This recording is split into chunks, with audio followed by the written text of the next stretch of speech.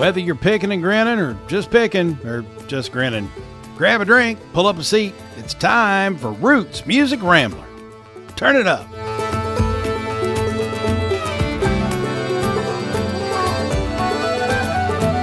Guess what I got in the mail the other day? Another speeding ticket? No, I didn't get another. We can talk about my speeding tickets, but I got Def Leppard Hysteria, which is like one of the seminal albums of the childhoods of everyone our age. If you're in your probably mid to late 40s into mid to late 50s, man, that Def Leppard Pour Some Sugar on Me, that era was big. So I got it on vinyl finally. Can I share a funny story about Def Leppard? Absolutely. That's why I threw it out there, because I knew you would have some story about throwing your bra at somebody or something. No. So remember when MTV showed music videos? Yeah. The first 6 months they were on the air, they showed music videos, and then the real world started. Yeah. Well, it was a little bit longer than 6 months, but like I was a total MTV junkie. Yep. Like I would sit there and watch MTV all day Mm-hmm. with the remote for the VCR with a blank tape in the VCR. And when a video would start of a song that I liked or an artist that I liked, I would record it. Mm-hmm. And then, so I just had this VHS tape of all these videos. Because, back then there was no such thing as YouTube or nothing was on demand. No. Right. Unless you had VHS tapes. So anyway, total MTV junkie. And there was the daily countdown. It was like a request countdown. Was it the total request line? Yep, something like that. No, I think that title came later. Right. But I'm talking like this had to have been like 1989, 1990, somewhere around there, when Pour Some Sugar on Me was like the song.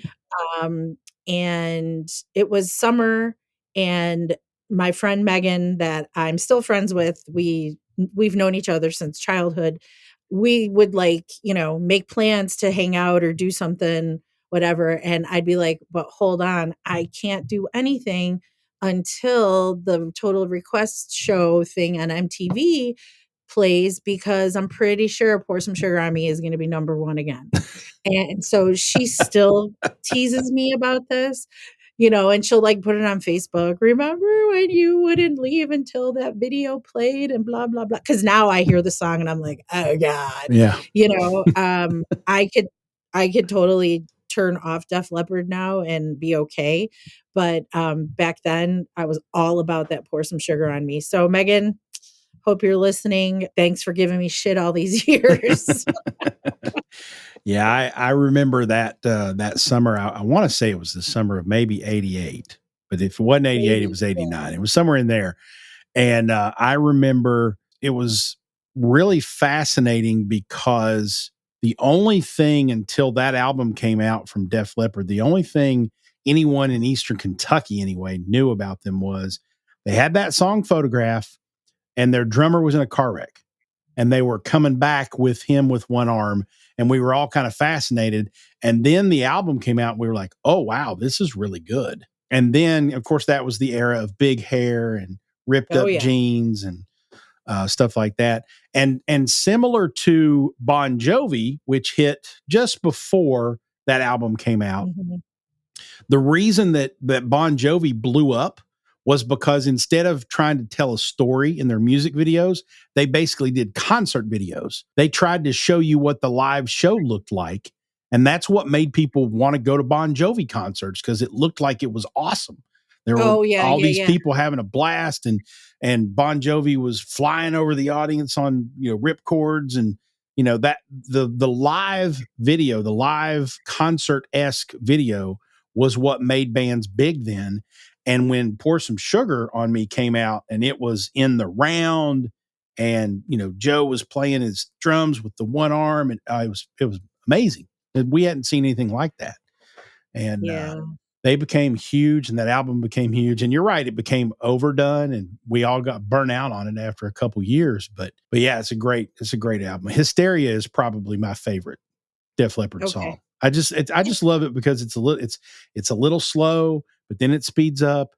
It's just a good rock and roll song. It's got good lyrics, it's got good guitar solo. It's Yeah. calm, but it's also hot. So I don't know. I've always liked that song. So Other than Pour Some Sugar on Me, like, I never really got into Def Leppard too much, never really one of my favorites. I don't know what it was about that song, maybe because it was just so different yeah. and, it was kinda all over. You Oh yeah. couldn't get away from it. Yeah. So, yeah, definitely not my proudest era. Well, But, at least at it least it at least you didn't throw a bra at somebody at a concert. That's good for you. no, that'd be really embarrassing for Yeah. me. Well, I've seen it happen to, some interesting people, some of whom were my teachers. Let's move on before I get any deeper into that story. Welcome to Roots Music Rambler. She's Frank. Geese Falls. And we're rambling on through the stories behind the music we love. Today on the show, we've got a fun one. She's not just the Female Vocalist of the Year as awarded by the Texas Radio and Music Awards. She won that award 9 times. Bree Bagwell is with us. She's got a new single out called The Rescue, which has a great backstory behind it. She's opened for Willie Nelson, Miranda Lambert, Casey Musgraves, Dwight Yoakam. Just a fantastic artist and one that seems to be right on the cusp of vaulting into the next stratosphere of country music stardom. And another fun fact, she's also a podcaster. Yeah. Her show is called Only Vans, not fans, but Only Vans. And she interviews fellow musicians to tell stories from the front seat of her touring van. That is so much fun. Yeah. Yeah. I loved everything about that. So much fun. Also on the show, we're going to do our normal Pickin the Grinnin segment and share our picks for whose music is making us grin. They might be new artists. They might be old artists, but they'll sure be good. Before we kick it off, though, I have a story to share with everyone. As we've talked about on this show before, I sometimes fill in on Roots and Boots, which is a radio show on WFPK, the local public music station here in Louisville, Kentucky. And I'm also a member, which means I'm one of the public radio donors and supporters. So I donate to the station. I'm a member. I subscribe. Give them a little donation every month. And as a member, even though I'm technically a quote unquote staff member too, I have the opportunity when they have an artist that comes through town and agrees to come in and do a live studio spot on the air. They invite a studio audience to come in. There's about 40 or 50 people who are first come, first serve kind of, or maybe sometimes they'll have to do a lottery and randomly pick people who get invited to come. It's about 40 or 50 people. They have a performance studio at WFPK. Well, it just so happens, and yes, I did raise my hand and say, hey, if I'm not allowed to do this because I'm a staff member, give my seat up to somebody else, but I'd love to do this. Last Friday, when we record this show, we're recording it in middle of May. So last Friday, Old Crow Medicine Show was playing in Louisville, and they came in and did an in-studio segment as they normally do when they come through Louisville, because they love FPK. They love the public radio station here, which has always been very supportive of them since, for the last 25 years of their career as a band. And so I signed up for it and got the notification a couple days before, hey, you can bring a friend, come on down. You've got 2 seats for this thing. So I grabbed my son Grant, and we went down to WFPK studios, and right in the middle of the afternoon show, Laura Shine's afternoon show on FPK, we were sitting in the studio with probably about 40 other people, and in came Ketch Secor, and Critter is back with them. Critter Fuqua is back with the band. And so Old Crow Medicine Show performed, within what I like to call paper wad throwing distance of me and my son. And it was absolutely fantastic. Ketch Secor has got too much energy for one human being. Okay. And they did 4 songs and then a little interview segment in between the two, a set of 2 songs each. And they were just absolutely fantastic. This is the 3rd time I've seen them, but the first time I've seen them up close. Yeah. And man, it was great. That had to be just like such an experience, in an intimate setting like that. And just so much talent in that band, right? Oh, yeah. It was really great. And Ketch Secor he's one of those guys who he's just a born entertainer. Like he knows how to work the crowd. He's very animated. If you've ever seen them live, you know what I'm talking about. If you've never seen them live, you should, because Old Crow, not only is he entertaining as hell, they play their asses off. I mean, they are just brilliant musicians. They sound great. and they've, starting, I mean, and they're most known, of course, for Wagon Wheel. But what they have done over the course of 25 years as a band, which this is their 25th anniversary of being together, is they breathed new life into bluegrass music. They For sort sure. of were one of a handful of bands that sort of created the newgrass sound, if you will. And they're one of those acts that is, in the annals of Americana music history, they're going to be one of those, pillar bands that's always there. And man, they were good. And it was so fun. And I was just tickled that my son got to go with me. Um, Yeah. and I got to share, Old Crow with him because he's heard them, I've played them in the car and stuff like that before, but Yeah. seeing them live is a different thing. And he walked out and said, well, that's probably the best live thing I've ever seen. I was like, Oh, no there you way. go. Oh, that's so great. Yeah. Good stuff. That's awesome. Yeah, I've never seen them live. Not because I haven't tried, it just hasn't worked out. So I would like to one of these days. But I fully agree with what you said about Old Crow Medicine Show, breathing new life into the bluegrass movement or, scenario, for sure. Well, and as I've always said, you can't go wrong when a member of your band's name is Critter. I mean, words to live by. There you go. We're sipping on a bourbon and I'm out. So we're going to take a quick break for a refill. Take a moment, if you will, and listen to more about the awesome sponsors that help make this show happen, including Musk Ox Flannels, our favorite flannels in the whole wide world. They are built like a tank and buttery soft and built like a tank. I got it out of order. They're buttery soft and built like a tank. And ladies, when I say buttery soft, I mean, you're going to want to snuggle up with this. I'm just telling you right now. It's like you're going to want to rub all over it. However, with or without the dude in it. Yeah, it doesn't matter who or what's in it. Wrap your dog up in it. It doesn't matter. It's buttery soft, built like a tank, and snuggle worthy. Go muskox.com/Rambler is where you go, and then use the code Rambler and you get a discount because you listen to Roots Music Rambler. When we come back, we're going to jump in the front seat of the van to talk to Texas Radio Female Vocalist of the Year for the 9th time, Bree Bagwell. Don't go away. This is Roots Music Rambler.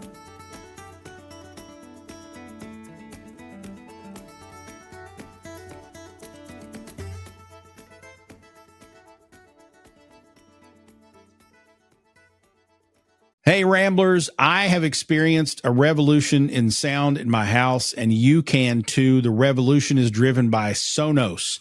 The Sonos wireless music system lets you play any song in any room, control it all with the Sonos app on your phone or tablet. Sonos has all the connections to give you millions of songs and stations, including connecting to your iTunes, your Spotify, Pandora, and more. Get a wireless Sonos player and hear the sound quality difference. Then get one for all the rooms in your house where you listen, but might be out of reach of the stereo or Bluetooth speaker you normally use. So I've got one in my bedroom and bathroom for when I get ready in the morning. I've got one in the kitchen and living room for when I'm hanging out with friends. And then down here in the office den for when I'm working or setting up for another episode of the show. I happen to like the Sonos Move, which is one of the speaker models. I can put it out on my patio for cookouts. It's a weather-resistant design, has an 11-hour battery life, so I don't need to plug it in out there when I have people over for cookouts or tailgates or whatever. And I can play music on all or just a few of the speakers, so I never lose my jams going from room to room. Try the Move and hear the difference, then hook up all the rooms in your house for an excellent listening experience while you move around cleaning or dancing or whatever you do in the privacy of your own home. Listen to Roots Music Rambler on it, for God's sakes. It makes me sound even more handsome. Go to rootsmusic.link/Sonos, S-O-N-O-S, rootsmusic.link/Sonos. That'll take you right to the Sonos Move speaker page to purchase. I highly recommend it, and you'll love how much better your music and podcasts sound. Go to rootsmusic.link/Sonos. That's rootsmusic.link/Sonos.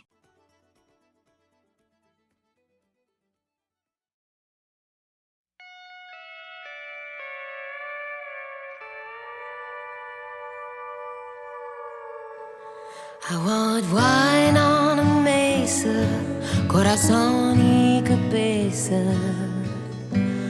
wrapped up in you. And wherever we go, baila conmigo, desert dive bar till 2.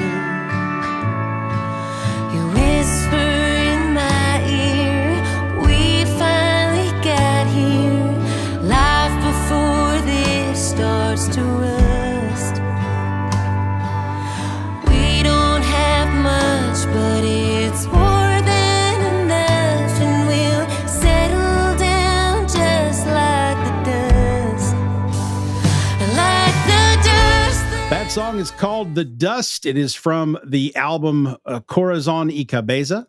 From our guest, Bree Bagwell is here with us. Holy shit. Bree Bagwell is here. Are you kidding me? Hello. I'm Bree, so glad.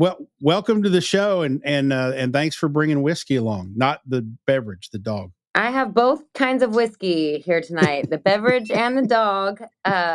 She's Country and Western. That's right. Oh my gosh. Yeah, she doesn't really stray far from me, but it's been a lot of thunder here in New Braunfels today, so she's kind of having a bad day.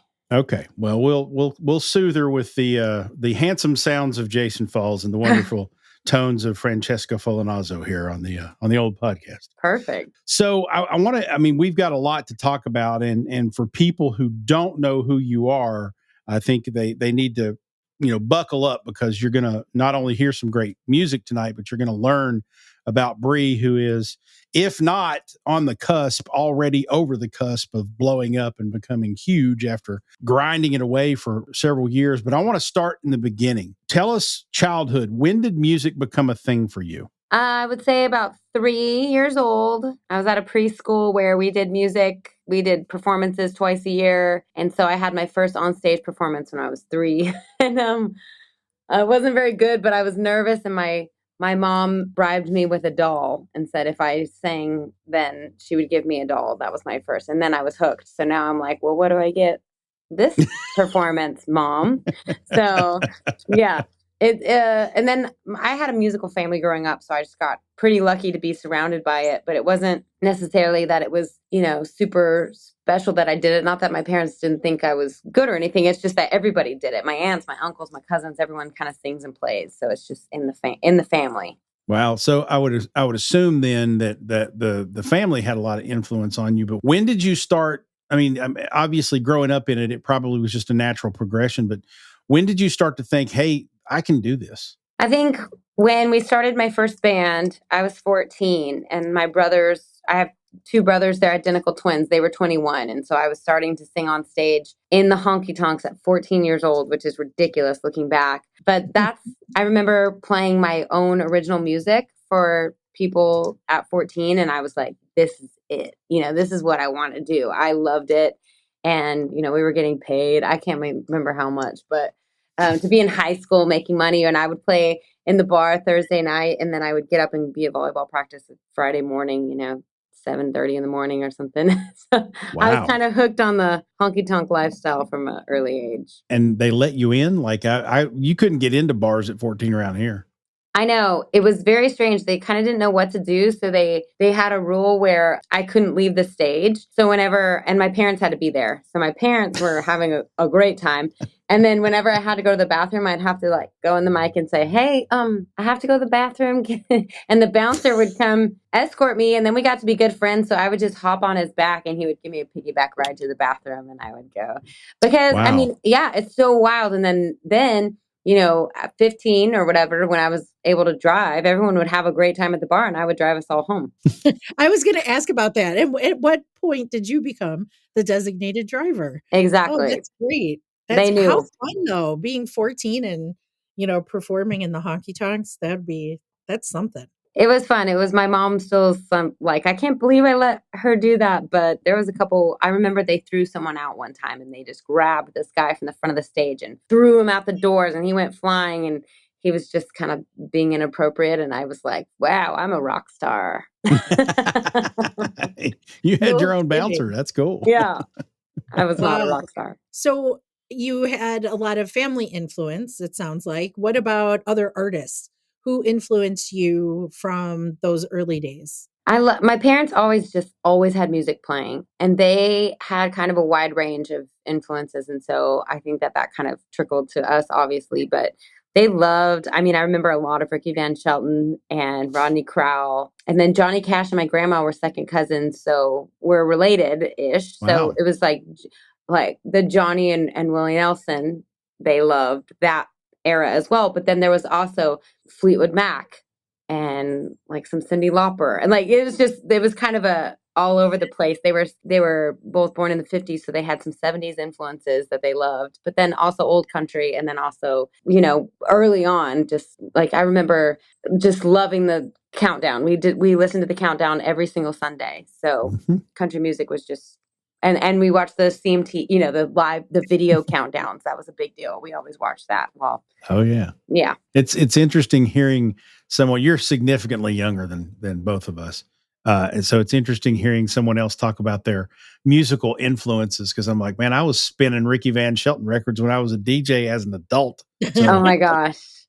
Goodness gracious. So good. I mean, so good. And they loved Johnny Rodriguez. My mom loved Johnny Rodriguez. And so just kind of a wide range. And then I grew up loving Selena, which comes out a lot in my music. And I sing Selena every night. So there's also that, just being from Southern New Mexico and having the Spanish influence as well. That's great. When did you turn the corner from playing to writing your own music? Because I think that's a pretty significant step for an artist. Yeah, I found this keyboard in my parents' garage when I was 13. So I taught myself how to play piano at 13, and I was in choir. And so we had kind of learned to sight read and stuff a little bit through choir. So I was able to put that with the notes on the piano and kind of play that way. And then so I wrote my first song when I was 14, and it's awful. I hope nobody ever hears it. But that was when it started, was pretty soon after I found out, I can put chords together and I can write songs. And I've been writing poems ever since I was little. And my mom's always like, I don't know, I hope no one gets a hold of your childhood poetry, because it would seem like I was a very, abused, neglected child, because I was just so in my feels from a very young age, just really writing sad stuff. And I remember finding out about the Holocaust, and I wrote a 4-page poem about that, and locked myself in my room. I was so upset about it. So I think I've just been kind of a feeler for, a long time. That's pretty heavy. And at what point then did you write something and think, okay, this is good. I can do this? I'm still waiting for that moment. No, I'm just kidding. I think we recorded a record when I was 14, and I had written, I think, 3 or 4 songs for that. And I remember playing them live and people dancing and stuff, and thinking, this is really cool. And as a writer, I'm always just really analyzing what's good and what's not. And I'm not really sure anymore. And, we're always self-conscious of what we do and what we write, and we always want to be better. So I think that's just a constant journey for me. But I think maybe when I put out, or when I started playing live shows in Texas, I was in college, and I was kind of trying out some songs then. And I think my friends and my college roommates and stuff were really encouraging about the songs that I was writing. And that might be when I was like, okay, they relate to these songs. And I went to college for business. My dad's an accountant, so I went to get an accounting degree.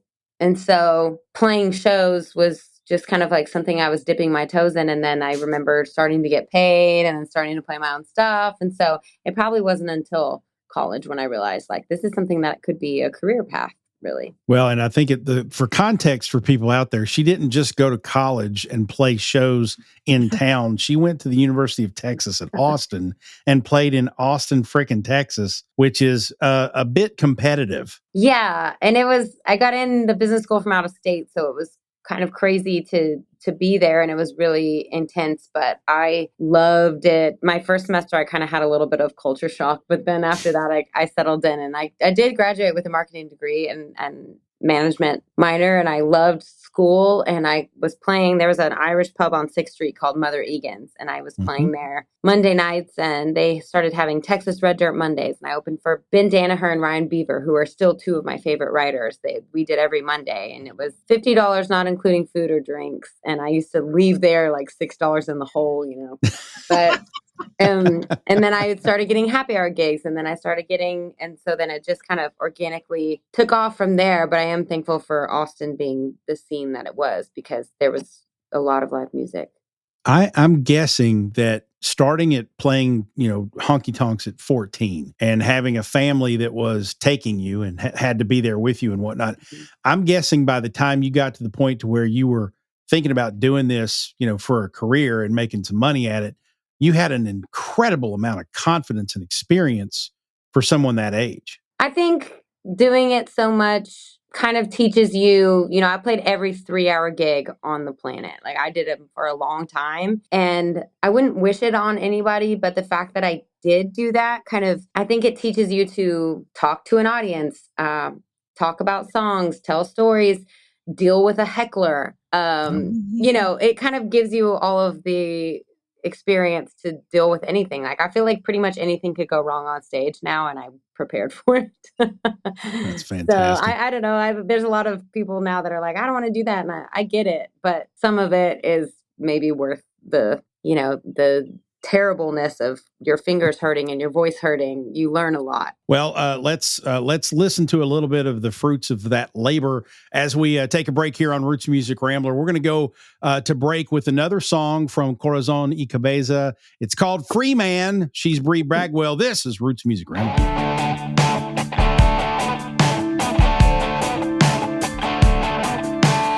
You don't get a courtroom, you don't get a case file, unbiased jury followed by fair trial. You don't get a judge who might give a damn about a sentence, justice, witness protection plan. You got the evidence, but it's stacked against a free man.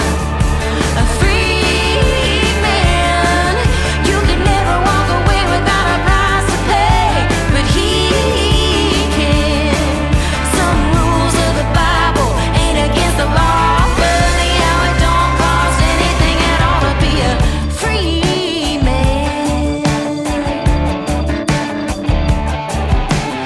You don't get money for emotional damage, apology for years of carrying the baggage, humiliation, separation, reparation package, reimbursement.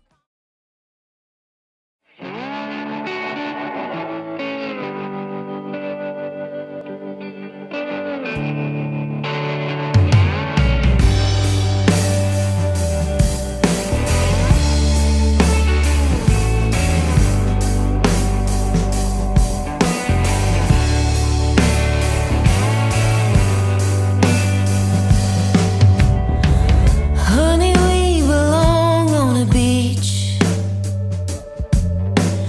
drowning in sun and mezcal drinks, falling asleep to the sound of the sea, and you reading Hemingway to me.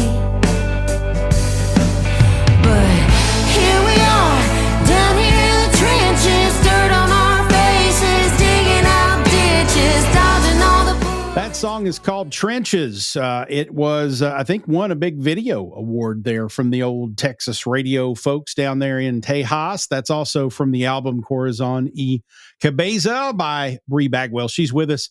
Bree, when I look at you, I think of, and I'm old, so I look at you and I think, oh, she's 18, 19, 20 years old. I know you're older than that, but Thank you. you are, I'm looking at your bio the other day, and it says 9-time Female Vocalist of the Year from the Texas Radio and Music Awards. And I'm looking at that thinking, ain't no way she's been doing this for 9 years, but I guess I'm wrong. You also, of course, won Video of the Year this year for Trenches. Do all the other women in Texas want you to leave? Yeah. I've tried to formally resign from that award, mostly because it makes me feel old, but also because there was a girl and she said, I don't even tell people to vote for me if Bree Bagwell is nominated. And that kind of broke my heart because I feel like what I do now is way easier than what she is doing, because I did what she was doing, which is loading up your own PA, driving yourself, setting up your PA, tearing it down, driving home. That deserves an award way more than, I have a crew and a team now. So, it's still hard, but it's not near as hard as it was. And so next year, I think I shall recuse myself from that. But yeah, I started my band in 2011 and I've been playing shows since 2009. So I have been doing it a lot longer than people think. And so everything that we've been doing has been, I look back over my life, it's kind of puzzle pieces that have just fallen into place. And I know how lucky I am to have been doing it for this long, but it's really for me been about just figuring it out for this long and how to make it work. Well, and I love the fact that you kind of tell that story, because we've pointed out on this show before that when you see someone who gets their big break and they're suddenly thrust into the spotlight in the mainstream, you look at their credentials and it's like, oh my God, they've been doing this for 18 years. Right. Like that, there's no such thing really anymore as an overnight success. I guess there are some rare exceptions, maybe Oliver Anthony or whatever he popped, but social media will do that every now and then, but that's very, very rare. You've had 12 number one songs on Texas radio. And I commend Texas for tracking that, because I don't think other states track how many they have their own radio awards. I'm sure you could make a really good living just in Texas, but my assumption is you're building for that next level, that breakthrough to the mainstream. What do you think has kept you from making that leap thus far? Yeah, well, you're exactly right. And I feel like I've kind of hit my head on a lot of things that I'm doing, and I'm really ready for the next thing. But it's mostly money. I think that people, they look at us and they say, oh, when's your next tour? It's like, oh, I'm always on tour. I play every weekend throughout the whole year. And so it's not like I have buckets of cash. You can make a good living down here, and that's why we love it so much. But now watching Texas kind of branch out and becoming this cult, people love Texas music, and seeing people like Cody Johnson really break out and do wonderful. That's like what we're all kind of trying to do. So I have a new agent, and I'm going to, I think, 12 different states this fall. So it's just kind of the exact thing that you said. I'm ready to pivot and make the next move. And it doesn't always work out the way you wanted to. I've had some managers, I've had a label, I've had things that I've been trying to go to that next level and that haven't worked out, because they don't always, unfortunately. But for me, as long as I can keep playing live music, pay my bills, pay my band, because they all depend on me too, to a certain extent. And now getting to take it to, I'll be in 20 different states this year. Like that's a big deal for me. And of course, I would love to be Lainey Wilson like we all would, but it doesn't work like that for everyone, unfortunately. Sure. That's really exciting and ambitious. And this climb that we've been discussing, the latest, I guess, is your single, The Rescue. So that one's climbing the Texas country charts and probably should be climbing, some other charts as well. But it's about your dog, Whiskey, right? That's right. I found her in the middle of the road 5 years ago, and a little over 5 years ago, and she had heartworms and she was skinny, and everyone was tired. So I said, I'll drive. This is the perfect place to look for stray dogs. And I turned the corner and she was in the middle of the road, and I stopped traffic. A lady honked at me. I might have flipped her off. And then I chased my dog for a while until she stopped. And as soon as I grabbed her, it was just like this connection, And I had been in a relationship that was not good for me, and she kind of gave me the strength to leave that. And now I'm really in a good place in my life, and I think that it's not who rescued who for me. It's like I know that she rescued me more than I rescued her. And we've raised over $5,500 for 2 local shelters, which has been really fun. And she comes out on stage with me every night when I sing it. That's great. Now you've raised money, I think, through live stream events. Is that right? Live stream events, and then we're selling Whiskey stickers with her face on it on the road. And then we just decided we're going to keep doing that because we just donated all the proceeds for the whole month to the shelters, and it went really well. So we're just going to keep doing that. So, we might pick some different shelters eventually and try to spread the love around, but it's been really cool. People go buy a picture with my dog's face on it. Well, I tell you, put Roots Music Rambler down for $100 and send us some stickers. Oh, that's Absolutely. so kind. Yeah, Wow. I put stickers on my turntable and everywhere else. So I got stickers on my water bottle. Bring it. Yeah. We That's love so some kind. stickers. Yeah, and if it's a dog named Whiskey, I'm sold. Yeah. Oh my gosh. And this little girl came up to me the other day, and she said, she was like 3 or 4. She said, "What's your dog's name?" I said, Dolly. And she said, "We have a dog at home named Whiskey." And I said, "Oh, well, that's actually her name." And she said, "Why did you lie to me?" Like, oh no. Yeah, kids these days will call you out on that. They Right? know. Yeah. So I think People Magazine has compared you to the likes of Morgan Wade and Ashley McBride. Ashley has really blown up in the last probably 9 months or so. I know how I would describe your music, which is somewhat similar to them, but tell us how you would describe your songs and your writing to people who don't know you, who haven't heard you yet. Yeah. Well, I mean, I've kind of evolved throughout my life, as I think you should as an artist. So I think all of my records are very different from the first one up until my fifth one, which is the most recent. So you kind of can see the evolution of me as a singer and a songwriter and a performer. But I like to write exactly where I am at exact points in my life. And so whatever music you hear is kind of what I'm going through, whether it be like an album about a heartbreak or this last one where I really wanted to get back to my roots of being from the desert and being from a border town. And so it's a wide range of songs. I think I have to have the beer fun party songs for being usually the only female on the festival lineup that day. Like there's only a handful of us that do this full time in Texas with the band. So we have to be able to bring it party wise. But then I love a heartbreak song. I love a song that is just like Trenches is just my true story with my musician boyfriend and I going through COVID together. So I think it's very singer-songwritery, but also it has to be able to translate to live performances because that's what I do every weekend. So Yeah. That's how you build that audience. Well, we're going to take another break right now. We were talking about the song The Rescue, which is climbing the Texas radio charts now. We want it to climb all the other charts. So we're going to play a little bit of it for you here as we go to break. This is About Her Dog Whiskey. This is Bree Bagwell, and this is Rich Music Rambler.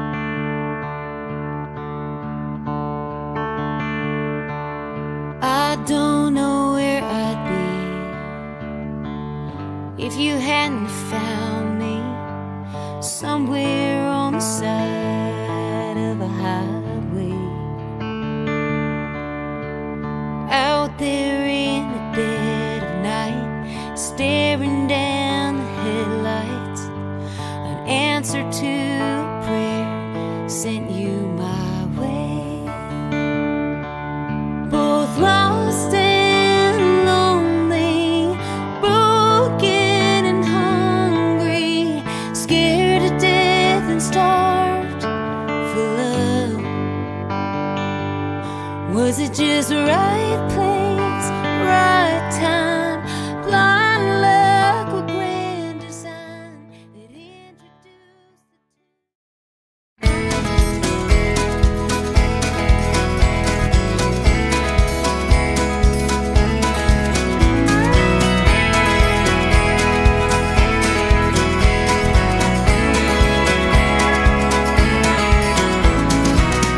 I come home in the morning light. My mother says, when you gonna live your life right?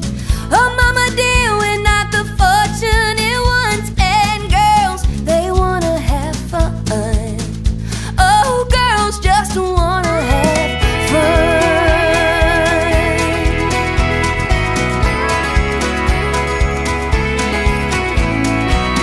The phone rings in the middle of the night. My father yells, what you gonna do with your life?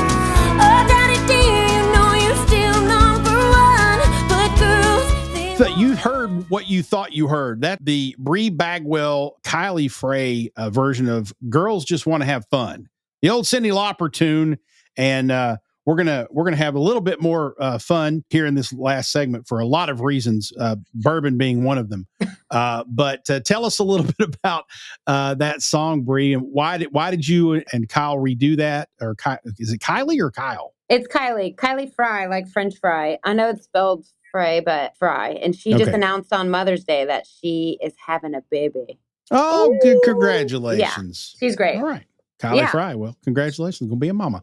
So yeah, tell us a little bit about that collaboration. Girls Just Want to Have Fun. She had already recorded that song and she called me and asked if I wanted to jump on it. And I was like, what? You don't need me on it. It's so good by itself. But I was so honored that she did that. So I flew to Nashville and recorded it with her. And it has been both of our biggest songs. Like it's so much fun. It's like a bluegrass version of that. I thought she did a great job with it and I was just honored. And then we got to sing it live at the awards. And we brought all the female singers up in Texas on the stage. And Nice. it's just been it's really a fun one to play live. Yeah, that's good. Well, and people who listen to this show probably know by now, I'm a sucker for a good cross genre cover. And so if you do a bluegrass version of a rock song, or you do a country version of a rap song or something like that, I love those. I absolutely love those, because for me, that's always opening the door to an audience to music that they probably haven't experienced. And the reason I say that is one of the first times I really got deeply embedded into bluegrass and listening to bluegrass music. Now I grew up in Eastern Kentucky, so I heard it a lot, but I didn't pay a lot of attention to it till I got older. And I heard another Texas band, the Gourds, Gin and Juice. Yeah, Gin and Juice. First time I heard that, I was like, this is my new favorite song, and it will never be replaced. So I know.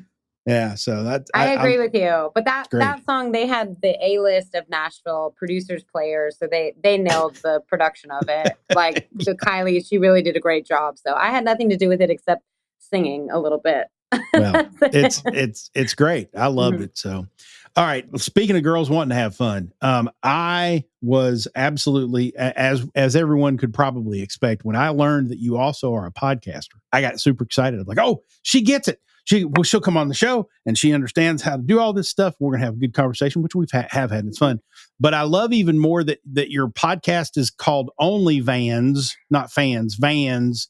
And I think that's absolutely hysterical. Tell us about the show. Thanks. Yeah. Well, we were, one of my tour managers, we were just sitting in the front seat on the way home, just chatting. And she was like, man, you really should have this as a podcast. And then my next tour manager said the same thing. And then my next tour manager actually has a podcast called Texas Toast. And so he already produces a podcast, and he said, let's do it. And I let him talk me into it. And we did a bunch of episodes before we put any out, just because I didn't know what I was doing. I still don't. But it's so fun. I just get my friends, and now I have an RV. It's over there. And so now it's not a van anymore. It's an RV, but it has the front end of a van. So it still counts. And we just got picked up by a network. And so our first podcast on the Bluegrass Situation Network comes out next Monday. Nice. Oh, nice. So next Monday. Cool. So by the time this airs, you will probably have had a few episodes. Yeah. Because this is probably going to air later on, in the summer. So that is still exciting. It's so exciting because it started as, it's just a labor of love, and it's out of my pocket, and it's just something that I enjoy, and it's something different. And I live in New Braunfels, Texas, there are so many amazing musicians here. I mean, so many great names, big names. And so I can just call my friends and they just come sit in my backyard and we just chat. And so now to think that we're getting sponsors and we're getting, some eyes on and ears on it is just really exciting. That's fantastic. It is exciting. And what a fun idea. So that's one exceptional opportunity for you. Has the podcast led before this? Did it lead to any other opportunities for you in your music? Yeah, I mean, I definitely think so. I mean, my first guest was Jarrett Reddick from Bowling for Soup. And I love Bowling for Soup. I had no idea that I would be friends with them. And so we just played the big New Year's Eve concert with Bowling for Soup, which aired in like 50 million households. It was like one of the countdowns. It aired in Vegas and Dallas and I don't remember where else. It was wild. But they got to pick their bands, and so he picked me. So it was kind of neat that we met and we got to know each other kind of through the podcast, and then he's given me these amazing opportunities. He's such a nice guy. That's super cool, and it's great. I'm glad the podcast is going well. I'm glad it's led to some other opportunities, and now that you're with a big network, you can put in a good word, right? That's right. I know. Well, we'll let you know if they kick me off. I'm not. I look back and there's so many ways to improve, and I'm so hard on myself sometimes. But you know the drill. But hosting a podcast is actually kind of difficult. It's chatting with your friends, and people say, "Oh, I enjoyed it. It's so natural." And da-da-da. It's like, well, in my heart, I'm worried I'm going to mess up or say too much or say something inappropriate, and my mom's listening. Yeah, I let go of any reservation about family or friends listening a long time ago. I'll say anything, embarrass the shit out of everybody and myself. And great. When you let go of that, it becomes a little bit easier. Okay, perfect. I'm going to give that a go. There you go. Just let it fly. Let it fly. All right, so we love bourbon on this show, and I'm usually sipping on one as we do the show. And I decided to hold off and not sip until now because I know that you do a little work with a bourbon brand, right? Tell us a little bit about Devil's River. Yes, Devil's River Whiskey. They're out of San Antonio, Texas, and they are an incredible company. Yes, is that the coffee one? I couldn't see it. Yeah, I'm holding the Devil's River coffee bourbon.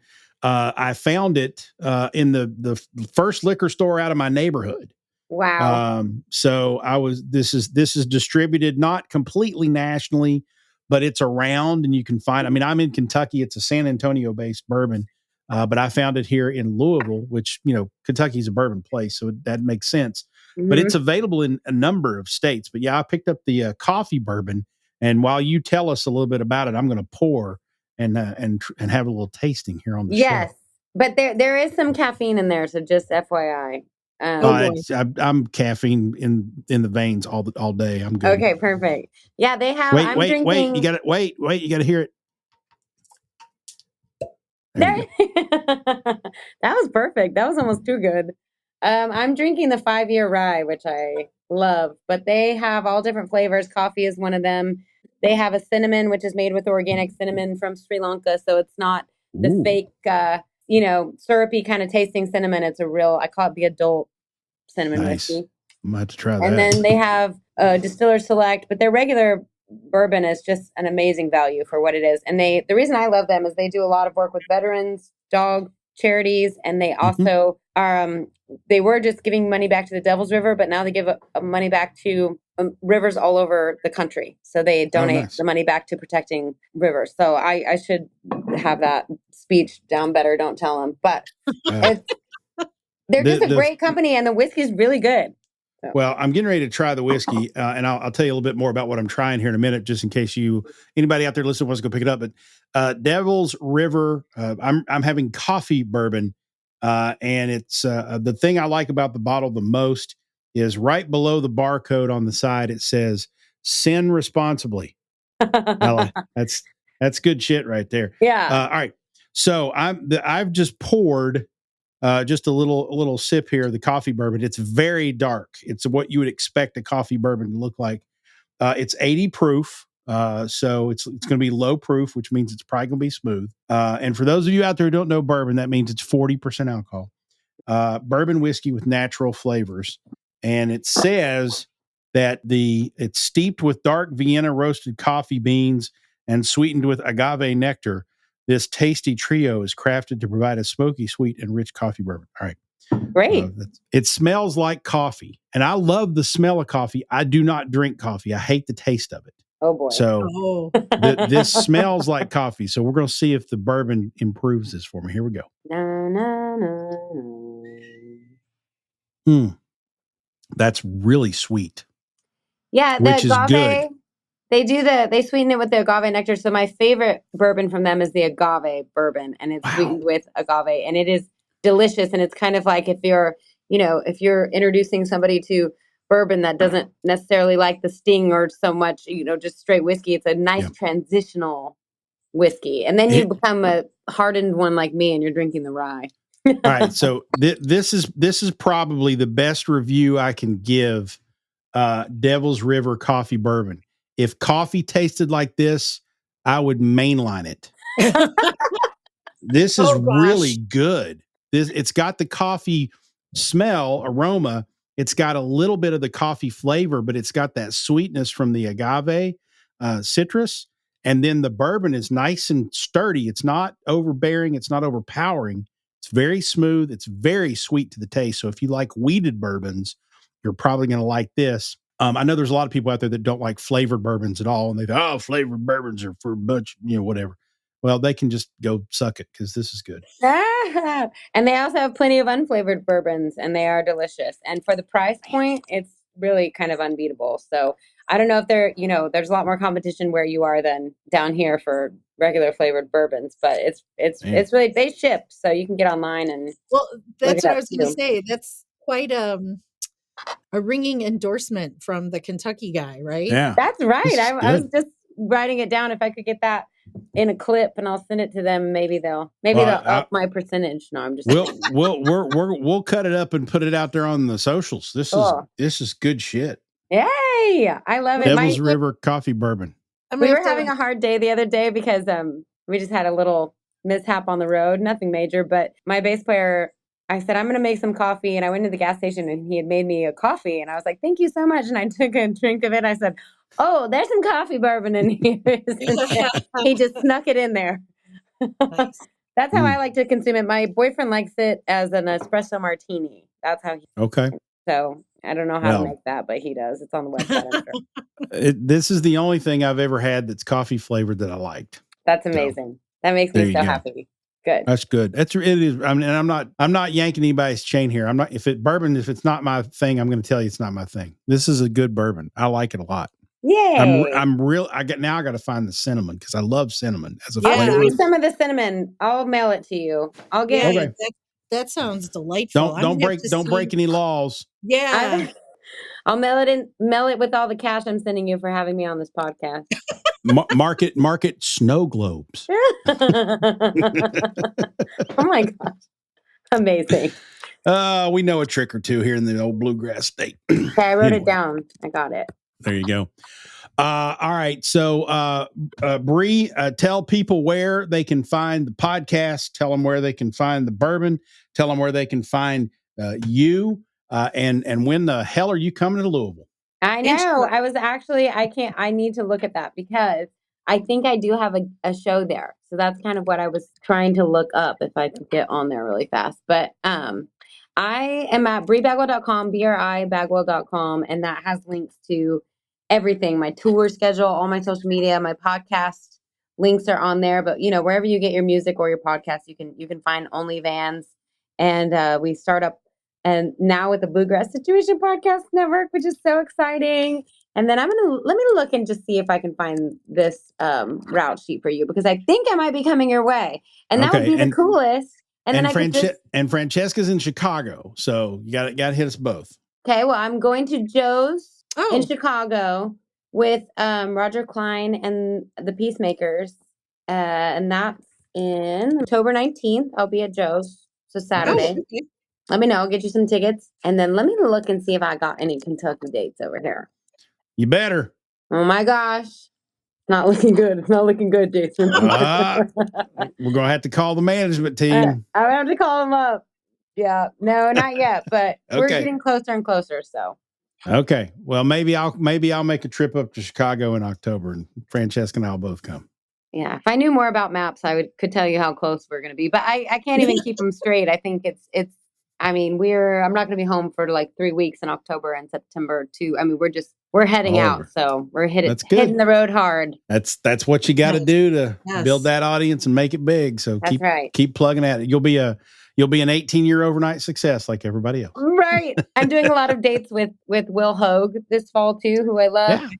And I remember when he was on one of the late night shows, he said, it's the longest overnight of my life or something. Because it's, it's the same thing. And Lainey Wilson's been working a long time, a lot longer than people think. So we're just hanging in there but we don't know how to do anything else. Yeah. Well, it's another example we've used on the show before is, Charlie Crockett is finally blowing up. He's been at it for 18, 20 years. He's not an overnight success at all. And so he's just now getting in the viewpoint of, most of the people, although he's been plugging at it for a long time. So it'll pay off. Keep going. Thank you. All right. We're gonna go to break with one more song from Corazon Y Cabeza. Did I say that okay, Francesca? Did I do that all right? Corazon Y Cabeza. Corazon Y Cabeza. All right. Francesca teaches it. So I just mimic it. I know how to ask for the bathroom and a bigger beer. That's all I got. Anyway, we're going to go to break with Josefina from Corazon Y Cabeza. She's Bree Bagwell. This is Roots Music Ramble.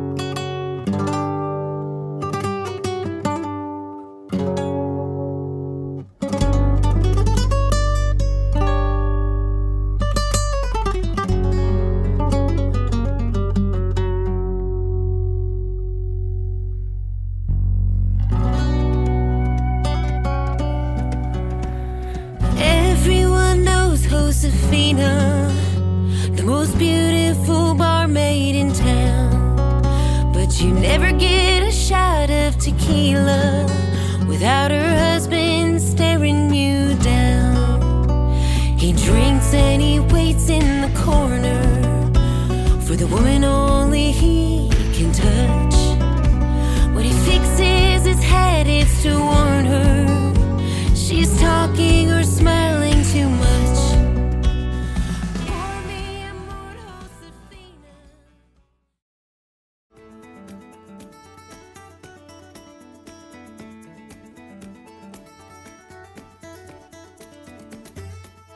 Welcome back to Roots Music Rambler. How about that, Bree Bagwell? I'm gonna go back and listen to all the old OnlyFans episodes because I bet they're.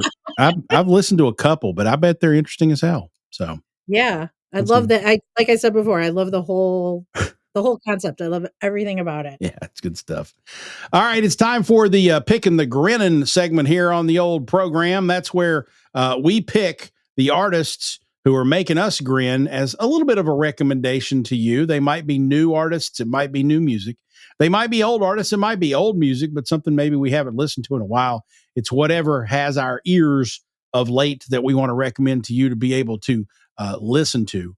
And so, yeah, I'm throwing you under the bus this time, Francesca. What's your Pickin the Grinnin this week on the old program? You can make me go first. I'm going to make you go first.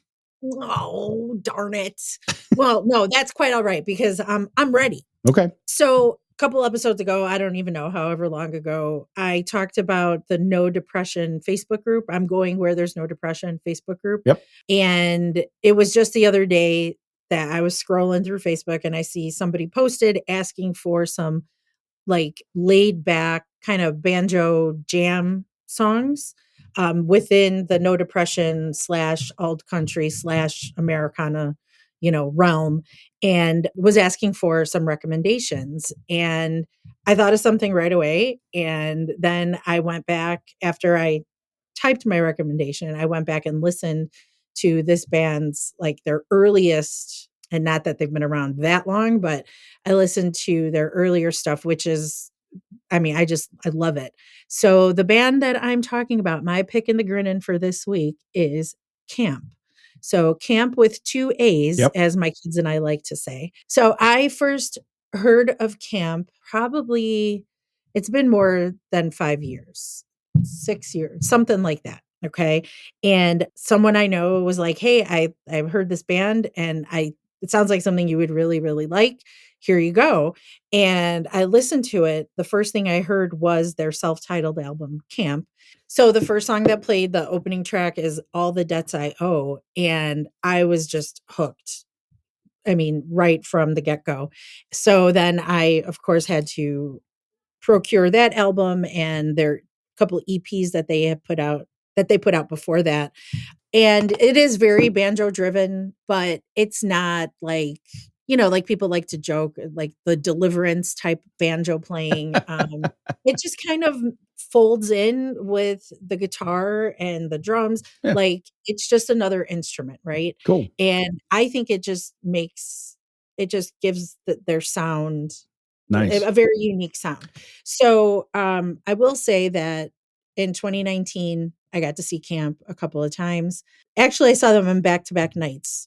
First night in Milwaukee and then down here in Chicago. The first night in Milwaukee, Tom went with me and we were so excited to see Camp. And it was such a disappointing show. Tom was so mad at Camp. He's like, I'm never listening to them again.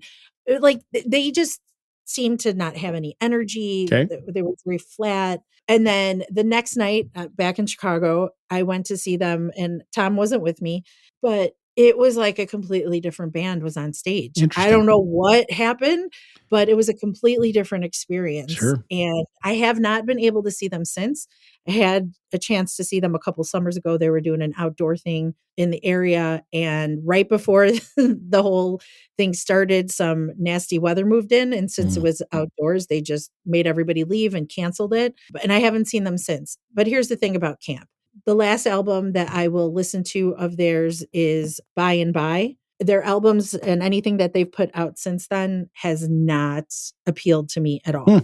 Okay. So While I highly recommend you listen to Camp, I would focus on the EPs and their self-titled release. And Okay. By and By too. By and By is great. The song By and By, the first time I heard it, like I remember waiting because it was being released at midnight. I had it pre-ordered. So like it came out and I was lying in bed. I had my earbuds in and hearing that song for the first time, I was emotional. Oh, Like wow. it really moved me. And the banjo is just gorgeous in that song. Okay. Well, I have seen a couple of their LPs at the local record store that I go to, but I've never really dug into them. So I will put that on my list of things to do. Go back and listen to Camp. So excellent. So my Pickin the Grinnin this week is alphabetically not too far off, actually. We had an episode a couple episodes ago. I think we talked to Leon Meitzen. You may remember that episode. Well, I went to see him, and I talked about this in that episode too. I went to see him here in Louisville at the Monarch, which is a listening room. So it's typically singer-songwriters. It's usually just them. Sometimes there's a band, but and they'll do an hour, and then there'll be an opener and then a closer. Two people typically will perform. Leon was the headliner, if you will, even though they don't really treat it that way. It's more like a split bill. But the young man who opened up for him that night is a guy that I will highly recommend each and every one of you go and check out on the Spotifys and whatnot. His name is Cam Clark, C-A-M Clark, C-L-A-R-K. He is from Paris, Kentucky. And yeah, I'm not ashamed to recommend Kentucky guys and gals all the damn time. But I'm telling you, you're not going to realize he's from Kentucky.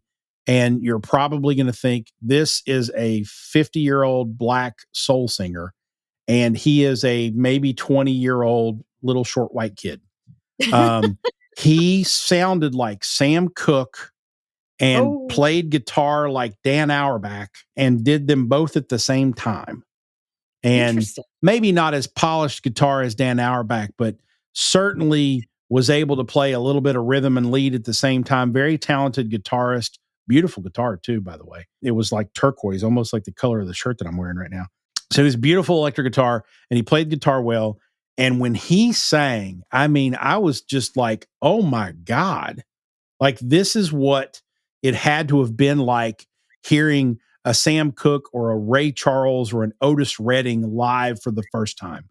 This kid has pipes, and he sounded fantastic. And so he goes for, 45 minutes, an hour, whatever it was. And then he says, and oh, by the way, he's doing something pretty clever too. He's releasing an album, one song at a time each month this year. So he's like track 1, track 2, January, February, etc. So by the end of the year, all 12 tracks, I think, on the album will be released. But he said, I got on a whim one weekend or whatever, I went ahead and recorded all 12 songs and put them on a limited edition CD that I have with me. So of course I bought one because I'm not going to say no to that. I don't even know if I have a CD player, but I bought the damn thing. So, shit. So anyway, Cam Clark, he's from Paris, Kentucky, talented as hell, can sing like nobody's business. And I will be surprised if he doesn't start making some waves. He's, just starting out, sort of doing the singer-songwriter thing. He doesn't have a record deal. I'm sure he doesn't have a manager or anything like that right now. Yeah. But keep an eye on this kid. He's talented. He's really good. I was blown away. So, well, I'm excited to listen. You had me at Sam Cooke. I'm telling you, man, he opened his mouth and I was like, wow. Wow. What? So we'll put links to his and all the other references we made here on the old show in the show notes at rootsmusicrambler.com, where you can subscribe, make sure you don't miss an episode and all that good stuff. So make sure you do that.